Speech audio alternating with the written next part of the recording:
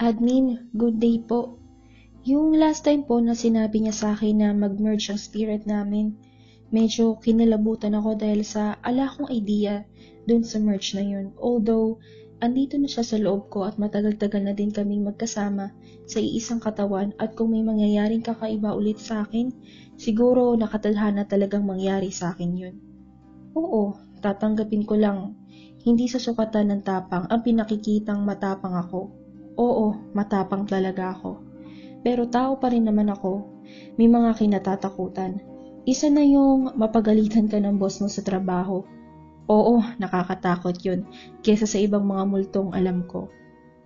Baka ito lang din ang dahilan ng Diyos para maintindihan ko siya ng husto. May mga time na pag nananaginip ako, may mga nakikita ako sa mga nakaraan niya.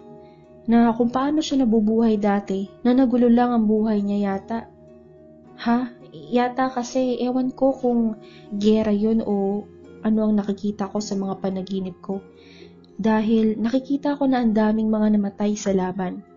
Nung nag-iisa na lang siyang lumaban, may mga kasama pero kakaunti na lang sila.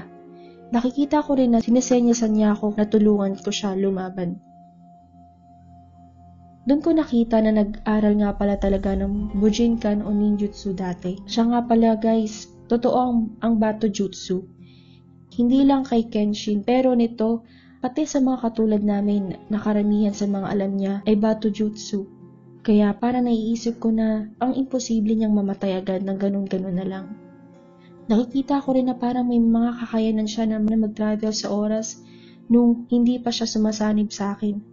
Medyo mahirap paniwalaan pero oo, totoo po na nagagawa niya yun dati. Sa totoo lang, pinakita niya sa akin kung paano ako nabubuhay nung bata pa ako. Ewan ko lang kung anong pagpapaliwanag ang gagawin ko sa mga ipinapakita niya sa akin pero syempre, spirit siya, diba? O kakaibang spirit na nagfe-fade din yung ibang alaala na din niya habang tumatagal. Sana gusto niya sumanib agad sa akin para hindi mawala yung iba pag nasa memory niya.